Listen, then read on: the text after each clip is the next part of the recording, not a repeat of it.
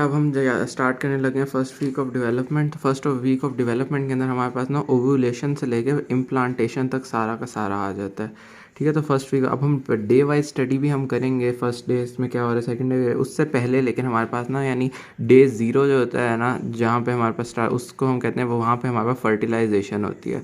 Fertilisation के लिए अब हमने ना क्या देखना था कि हमारे पास गैमीट्स कौन कौन से बन रहे हैं, तो वो हमने देख लिया कि हमारे पास पहले से हमारे पास oocyte और स्पर्म्स किस तरह बन रहे हैं, उसकी स्पर्मेटोजेनेसिस oogenesis। अब उसके बाद ना फीमेल्स के अंदर ना कुछ और भी ना हमारे पास साइकिल्स होते हैं, मंथली साइकिल्स। उन साइकिल्स को अब हम पढ़ेंगे कि हमारे पास उन साइकिल्स के अंदर उनके रिजल्ट में हमारे पास फिर वो मेच्योर जो oocyte निकलते हैं ना, वो फिर हमारे पास उनकी ओव्यूलेशन होती है, वो हमारे पास निकल के स्पर्म के लिए जब बाहर आते हैं, तो वो सारा हम इसके अंदर अब पहले पढ़ेंगे। उसके बाद फिर हम पढ़ेंगे फर्टिलाइजेशन और फिर हम डे वाइज स्टडी स्टार्ट कर देंगे।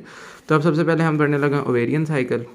तो ओवेरियन साइकिल जो है उसके अंदर हमारे पास ना उनका ये ना प्यूबर्टी के ऊपर हमारे पास स्टार्ट होता है। सबसे पहले स्टेप के अंदर है at puberty female begins to undergo monthly cycles, जिनको हम ना सेक्सुअल साइकिल्स कह देते हैं। और ये जो सेक्सुअल साइकिल्स हैं ये हमारे पास कंट्रोल होते हैं हाइपोथैलेमस से। हाइपोथैलेमस हमारे पास ना इसको कंट्रोल करता होता है, सबसे बड़ा यानी हमारे पास जो कंट्रोलर है वो हमारे पास फिर क्या होगा, हाइपोथैलेमस। अब नेक्स्ट हमने बात करनी है, तो अब हमने ना वो जो हमारे पास हाइपोथैलेमस ने ना कुछ ना हार्मोन्स को रिलीज़ कराना है ना, तो वो जो हार्मोन्स जो कि इस ओवेरियन साइकिल के अंदर रिलीज़ होते हैं ना, वो हमारे पास होते हैं जी गोनाडोट्रोफिन रिलीजिंग हार्मोन्स। ठीक है, ये GnRH जो है हमारे पास हाइपोथैलेमस रिलीज़ करता है, प्रोड्यूस्ड बाय हाइपोथैलेमस। तो हमारे पास अभी हाइपोथैलेमस जो है हमारे पास रिलीज़ करा रहा है गोनाडोट्रोफिक हार्मोन्स। ये हमारे पास एक्ट करते हैं, हमारे पास पिट्यूटरी ग्लैंड का जो एंटीरियर लोब होता है ना उसके ऊपर एक्ट करते हैं, जिसको हम पिट्यूटरी ग्लैंड का जो है ना उस एंटीरियर लोब उसे हम कह देते हैं एडिनो हाइपोफाइसिस। और उससे हमारे पास क्रीड जो होते हैं उनको हम कह देते हैं गोनाडोट्रोफिन। ठीक है, तो हमारे पास गोनाडोट्रोफिन रिलीजिंग हार्मोन हाइपोथैलेमस से निकला है, उसने हमारे पास anterior lobe of pituitary gland जिसको हम एडिनो हाइपोफाइसिस कहते हैं, उसके ऊपर क्या कहते हैं ना असर करके स्क्रीट कर दिया गोनाडोट्रोफिन्स को। उसके बाद ये जो गोनाडोट्रोफिन है ना, these hormone stimulate and control cyclic changes in the ovary. उसके बाद ये जो हमारे पास गोनाडोट्रोफिन है ना, ये हार्मोन्स हमारे पास ना ये इन ओवरी के अंदर जो साइक्लिक चेंजेस है ना उनको करते हैं। तो ओवरी के अंदर जो साइक्लिक मंथली साइक्लिक चेंज होते हैं उन्हें हम ओवेरियन साइकिल कहते हैं। तो उन्हीं को हमारे पास यही कहता है। और इन हार्मोन्स में से भी कौन से हमारे पास FSH और LH, ये दो इंपॉर्टेंट हैं। अब हमारे पास ना हर ओवेरियन साइकिल के स्टार्ट में ना 15 से 20 फॉलिकल प्राइमरी ओसाइट फॉलिकल्स जो होते हैं ना, जो कि प्री एंट्रल फॉलिकल्स होते हैं, हमने अभी अभी पढ़ा है ओजेनेसिस के अंदर। तो उसके अंदर प्री एंट्रल फॉलिकल्स जो होते हैं ना वो हमारे पास स्टिमुलेट होते हैं और उसके बाद फिर ग्रो करते हैं। और ये ग्रोथ जो होती है ना ये हमारे पास इस FSH के अंडर होती है। अब ये उन्होंने कहा ये and it is not necessary to promote the development of primordial follicles to primary follicles. ठीक है, हमारे पास जो प्रिमोडियल फॉलिकल्स बने थे ना हमारे पास ना उधर बिफोर बर्थ ही जो बन गए थे, उनसे प्राइमरी फॉलिकल्स के अंदर कन्वर्ट करने के लिए उन्होंने कहा ये FSH ज़रूरी नहीं है, but without it these primary follicles die and become atretic. लेकिन अगर ये FSH रिलीज़ नहीं होगा ना तो हमारे पास फिर ये ना डाई कर जाएंगे और एट्रिटिक हो जाएंगे। उन्होंने कहा अभी हमारे पास ना स्टिमुलेट होते हैं, ग्रो करते हैं, उसके बाद ना उसके बाद फिर हमारे पास एक ये पूल बना देते हैं कॉन्टिन्यूसली फॉर्मिंग प्राइमरी फॉलिकल्स का।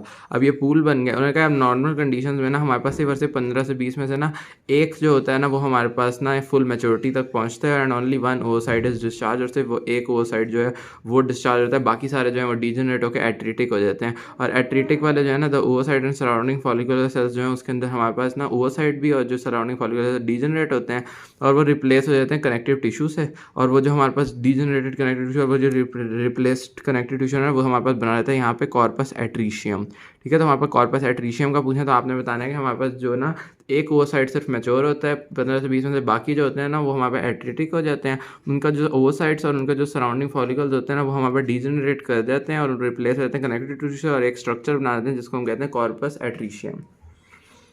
अब नेक्स्ट हमें उन्होंने बताया कि FSH ने एक तो हमारे पास यहाँ से ऊपर कर दिया ना कि हमारे पास उसको स्टिमुलेट किया उसकी ग्रोथ को। ये ऊपर वाली बातें हमने oogenesis के अंदर भी थोड़ी थोड़ी पढ़ ली थी। उसके बाद हमारे पास यहाँ से अब जो बात है उन्होंने कहा है कि अब हमारे पास ना it also stimulates maturation of the follicular cells, granulosa cells भी जिनको हम कह देते हैं। ठीक है, जो फॉलिकुलर सेल्स हैं उन्हीं को हम ग्रेनुलोजा सेल्स कहते हैं। तो उन्होंने कहा कि also stimulate maturation of the granulosa cells surrounding the oocyte। तो ये फॉलिकुलर सेल्स भी अब बढ़ते जा रहे हैं ना, तो उनकी मैचुरेशन भी FSH ही करा रहा है। और अब ये इनकी प्रोलिफरेशन प्रोपगेशन कराएगा, ये फैलते जाएंगे और इनको अब हमारे पास ये जो ना ग्रोथ फैक्टर ना उन्होंने कहा ग्रोथ डिफरेंशिएशन फैक्टर 9, ये इंपॉर्टेंट एमसीक्यू में भी पूछते हैं, वाइवा वगैरह में भी ये पूछते हैं।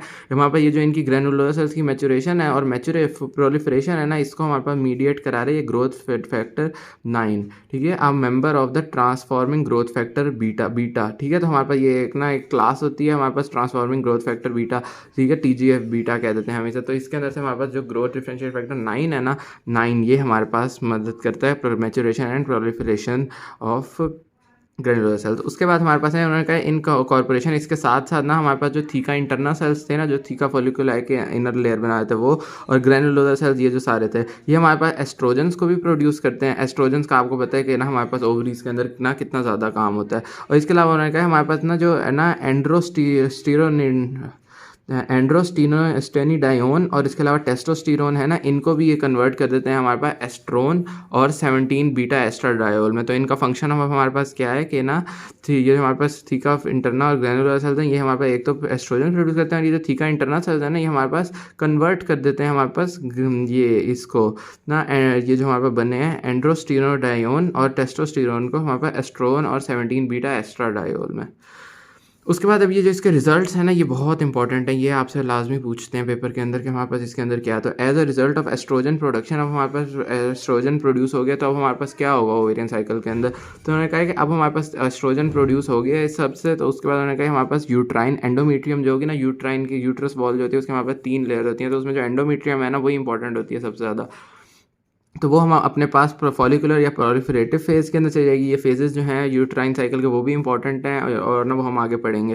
तो हमारे पास कहा यूट्राइन एंडोमेट्रियम जब अपने फॉलिकुलर और प्रोलिफरेटिव फेज़ के अंदर हो जाएगी, घुस जाएगी। उसके बाद अगला क्या उन्होंने कि सर्वाइकल म्यूकस जो है ना वो थिन हो जाएगा।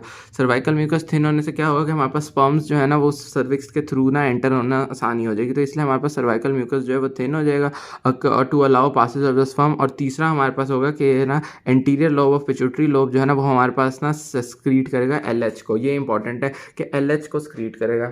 LH स्क्रीट होगा ना, LH इतना ज़्यादा, तो LH का एक सर्ज हो जाएगा, LH का लेवल अचानक से बढ़ जाएगा। तो अब हमारे पास ना at mid cycle there is an LH surge. और ये LH सर्ज क्या करता है, तो अब हमारे पास उन्होंने बताया कि LH सर्ज जो है ना, it elevates concentration of maturation penetrating factors, ठीक है, maturation promoting factor, maturation promoting factors. तो हमारे पास ये MPF जो है मैच्योरेशन प्रोमोटिंग फैक्टर्स जो है उनको ये हमारे पास ना एलिवेट करेगा। उससे क्या होगा हमारे पास कि जो हमारे पास oocyte था ना, वो हमने पढ़ा था कि हमारे पास उसने ना मियोसिस 1 जो है वो हमारे पास ना कंप्लीट करनी है। वो हमारे पास यानी रेस्टिंग स्टेज में था ना, हमने पढ़ा था वहाँ पे रेस्टिंग स्टेज में था, प्रोफेज 1 के अंदर रुका हुआ था।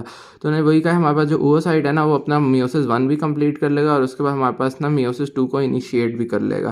क्योंकि हमने वहाँ पर देखा था कि हमारे पास वो जाके डिक्टायोटीन फेज के अंदर रुका हुआ था। तो अब यहाँ पर आके हमारे पास ना क्या किया, LH जो स्क्रीट हुआ है ना ये एस्ट्रोजन की वजह से, उसने हमारे पास एक ना मैच्योरेशन प्रोमोटिंग फैक्टर निकाला जिसने हमारे पास जाके oocyte का मियोसिस 1 कंप्लीट किया और मियोसिस 2 इनिशिएट किया। नेक्स्ट अब हमारे पास है कि हमारे पास इसने दूसरा क्या करना है, इसने करना है इसके अलावा हमारे पास इसने ना प्रोजेस्टेरॉन बनाना है। प्रोजेस्टेरॉन जो है हमारे पास वो किससे बनता है, हमारे पास फॉलिकुलर ना स्ट्रोमल सेल्स जो होते हैं ना हमारे पास उनसे बनता है, यानी फॉलिकुलर सेल्स जो है उन्हीं से हमारे पास ये बनता है प्रोजेस्टेरॉन, जो कि हमारे पास फिर आगे मदद करता होता है लेंटिनाइजेशन में, वो हमारे ल्यूटिनाइजेशन में। ल्यूटिनाइजेशन क्या होता है, हमारे पास वो जो येलोइंग होती है ना हमारे पास कॉर्पस ना ल्यूटियम वगैरह की, उसको हम कहते हैं वो, और वो हमारे पास इसी प्रोजेस्टेरॉन की वजह से होती है। इसके अलावा अगला होना क्या, causes follicular rupture and ovulation. और तीसरा जो मेन चीज़ हमने पढ़नी है कि हमारे पास ओव्यूलेशन ये कराता होता है। ठीक हो गया, तो ये सारा हमने ओवेरियन साइकिल पढ़ा। इसके अंदर इंपॉर्टेंट बातें यही है कि हमारे पास ना इसके अंदर गोनाडोट्रोफिक हार्मोन्स की बात इंपॉर्टेंट है, वो हमारे पास गोनाडोट्रोफिन्स बना देता है। फिर उसके अंदर FSH का क्या रोल है हमारे पास उसके बाद फिर FSH से हमारे पास एस्ट्रोजन्स बन रहे हैं, एस्ट्रोजन्स का क्या रोल है, और एस्ट्रोजन्स के बाद हमारे पास LH का क्या रोल है। नेक्स्ट हमारे पास अब उन्होंने ये बताया है कि हमारे पास हाइपोथैलेमिक इम्पल्स, वो जो हमारे इम्पल्सेस हैं वो पिट्यूटरी ग्लैंड पे असर करके गोनाडोट्रोफिन्स बनाएंगे, उससे FSH बनेगा और LH बनेगा। और उसके बाद ये दोनों जो है ना ये हमारे पास maturation of the follicle primordial से ग्रोइंग से वेजिकुलर और मैच्योर ग्रेफियन जो बनना है उन सारे में भी मदद करेगा। ओव्यूलेशन जो होगी उसमें भी LH की मदद करेगा, ठीक है। तो हमारे पास ना occurs when concentration of LH surge to high level. उसके अलावा हमने पढ़ा कॉर्पस ल्यूटियम वो जो ल्यूटिनाइजेशन वो भी LH करा रहा होता है, और इसके अलावा वो क्योंकि हमारे पास वो डीजेनरेट हो जाता होता है, ठीक है। तो यहाँ तक हमारे पास हो गया ओवेरियन साइकिल।